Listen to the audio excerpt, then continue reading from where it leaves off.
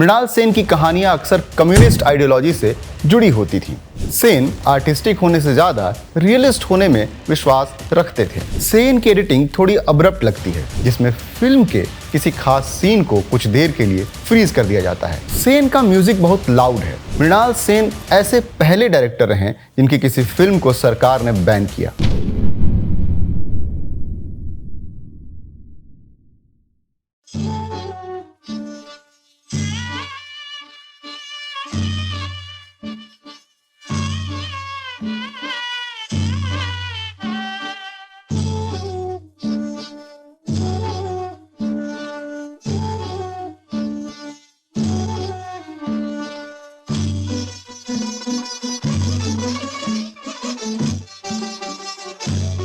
सत्यजीत रे की फिल्मों में हमने इंडियन और वेस्टर्न आर्ट फॉर्म्स के बेहतरीन यूज को देखा और समझा। हमने देखा कि कैसे उनके कैरेक्टर्स विजुअल मीडियम के थ्रू आपसे कम्युनिकेट करते हैं और खुद को आपके लाइफ के इर्द गिर्द होने वाली घटनाओं से जुड़ा हुआ महसूस करवाते हैं। बंगाली और भारतीय सिनेमा के 3 बड़े नाम सत्यजीत रे, ऋत्विक घटक और मृणाल सेन ने अपने अपने तरीके से भारतीय सिनेमा को बहुत कुछ दिया है। जहां हम सत्यजीत रे की फिल्म मेकिंग को आर्टिस्टिक एक्सीलेंस की उपाधि देते हैं, वहीं ऋत्विक घटक को थिएट्रिकल मेलोड्रामा और मृणाल सेन की फिल्म मेकिंग को पर्सनल पॉलिटिकल रिफ्लेक्शन से लबरेज पाते हैं। देख तमाशा दुनिया का के इस एपिसोड में हम बात करेंगे मृणाल सेन की फिल्मों और उनमें उनकी पर्सनल पॉलिटिकल रिफ्लेक्शन के बारे में। तो आज हम 4 अलग अलग सेगमेंट्स के थ्रू देखेंगे कि उनकी कौन सी बेहतरीन फिल्म मेकिंग टेक्निक्स उन्हें बाकी फिल्म मेकर्स से अलग करती है। पहला है स्टोरी। मृणाल सेन की कहानियां अक्सर कम्युनिस्ट आइडियोलॉजी से जुड़ी होती थीं। कुछ लोग ऐसा जरूर कहते थे कि उनकी फिल्मों में ज्ञान जरूरत से अधिक होता था, लेकिन यदि उनकी फिल्मों पर गौर किया जाए तो आपको यह किसी रेवोल्यूशन से कम नहीं दिखता। गरीबी, मिडिल क्लास के स्ट्रगल को उन्होंने इतनी बखूबी अपनी कहानियों में जगह दिया है कि आपको लगता है जैसे यह उस कैरेक्टर के होप और एस्पिरेशन की कहानी हो। उनकी कहानियां आपको बोझिल नहीं करती हैं। मचान पर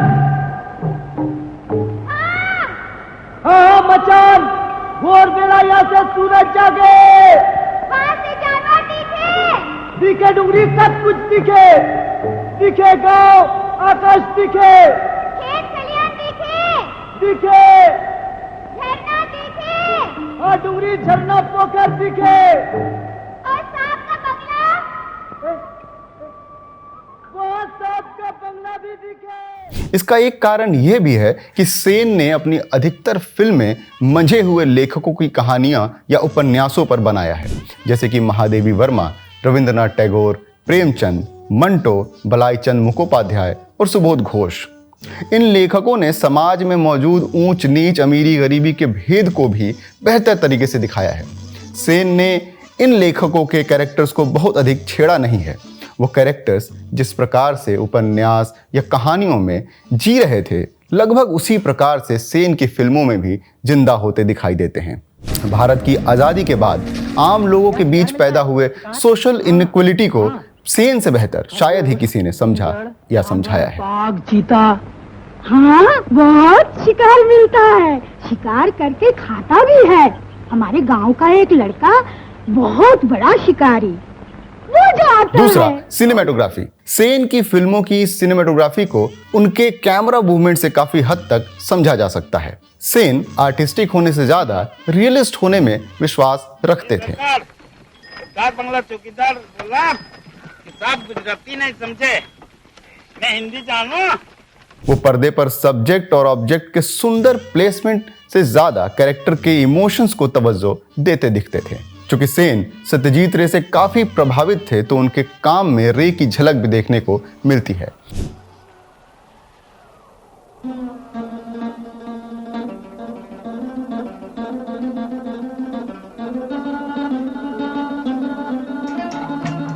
हैंड हेल्ड शॉट्स हों या शेकी कैमरा मूवमेंट, यह सब कुछ सेन के सिनेमेटोग्राफी के कॉमन एलिमेंट्स हैं। कैरेक्टर के भीतर चलने वाले भागम भाग को पर्दे पर स्टिल और मूविंग शॉट्स के थ्रू उन्होंने बहुत ही खूबसूरती से दिखाया है। यहाँ के पंछी बड़े चालाक मालूम होते हैं। ओह, आप उनको मार नहीं सके इसलिए? अच्छा, आप उन पे बंदूक क्यों चलाते हैं? क्या कसूर है उनका? तुम मांस खाती हो? साग भाजी? हाँ। तो उनका क्या कसूर है? उन्हें क्यों काट के खाती हो? उनमें भी प्राण है, काटने से उनको भी कष्ट होता है। सच? मुझे तो नहीं पता था। लेकिन पंखी और साग भाजी कैसे हो सकते हैं? पंखी को काटो तो वो तड़फड़ाते हैं, खून निकलता है, लेकिन साग भाजी ना तड़फड़ाए ना खून निकले। सेन ने कैमरा को बिना किसी एक्स्ट्रा साज सज्जा के अपनी बात कहने के लिए बखूबी यूज किया है।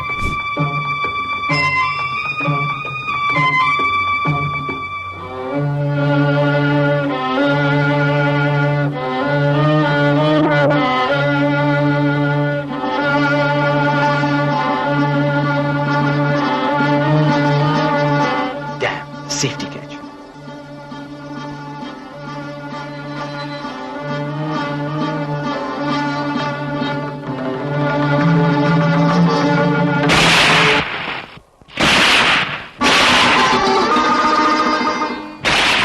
तीसरा है एडिटिंग।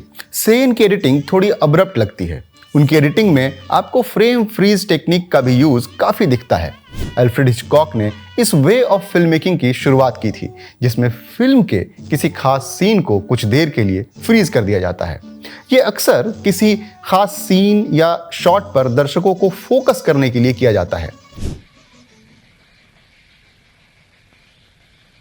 कैसा भीगी बिल्ली की तरह दुबका हुआ है। पैसे बनाने के तरीके खूब जानता है, घूस लेने में उस्ताद। घबरा मत बच्चू, तुम्हारी रिपोर्ट तैयार हो गई है।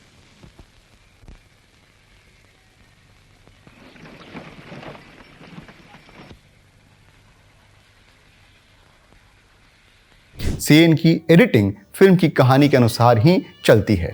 मृणाल सेन की फिल्म मिर्गिया और भुवन शोम, जिन्हें नेशनल और इंटरनेशनल लेवल पर बेहद सराहा गया है, उन्हें एक नहीं, दो नहीं, बल्कि तीन एडिटर्स ने मिलकर एडिट किया है। राजू नाइक, गंगाधर नस्कर और दिनकर शेट्टी ने मृणाल सेन के साथ कई फिल्मों में साथ काम किया है और उनकी कहानी को अपनी एडिटिंग स्किल से बेहतरीन बनाया है। चौथा है म्यूजिक। सेन का म्यूजिक बहुत लाउड है। सेन कई सीन्स में उसकी इंटेंसिटी को म्यूजिक के थ्रू भी दिखाते हैं। जैसा कि मैंने पहले भी बताया है कि सेन पर रे का काफी प्रभाव था, तो यह प्रभाव उनके म्यूजिक में भी दिखाई देता है।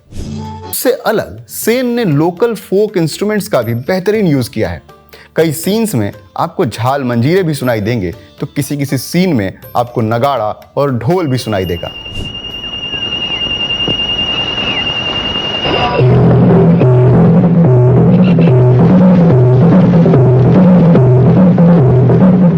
यह सेन का बड़ा पॉलिटिकल स्टेटमेंट है कि उन्होंने फोक के थ्रू आम लोगों की बातें की हैं।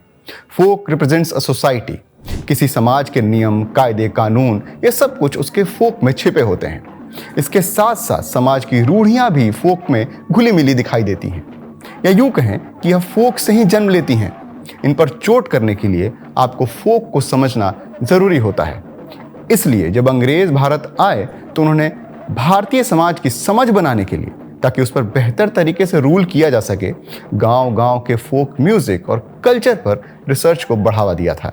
ये सारे रिसर्च टेक्स्ट आज भी मौजूद हैं, जैसे फ्लोरा एनी की wide awake stories, William C Crooke की popular religion and folklore of northern India, Cecil Henry Bompas की फोकलोर ऑफ संथाल परगना। आजाद भारत में मृणाल सेन ऐसे पहले डायरेक्टर हैं जिनकी किसी फिल्म को सरकार ने बैन किया।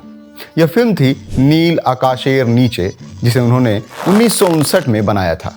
यह फिल्म महादेवी वर्मा की कहानी चीनी फेरीवाला पर आधारित थी, जिस पर कम्युनिस्ट स्टोरी होने का आरोप लगा और उसे जवाहरलाल नेहरू की सोशलिस्ट सरकार द्वारा बैन कर दिया गया। लेकिन बाद में स्वयं नेहरू जी ने न सिर्फ उस फिल्म से बैन हटाया, बल्कि फिल्म भी देखी।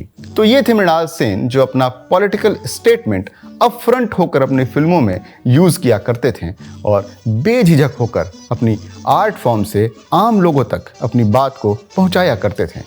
और आज के एपिसोड में हमने बात की उनकी कुछ सेलेक्टिव फिल्म मेकिंग टेक्निक्स के बारे में। As far as my situation and my stand in the cinema is concerned, I've made myself very clearly known through my films. particularly films of the 60s and 70s in particular. So I think I try to do that job as effectively, as faithfully, as religiously as I thought I would.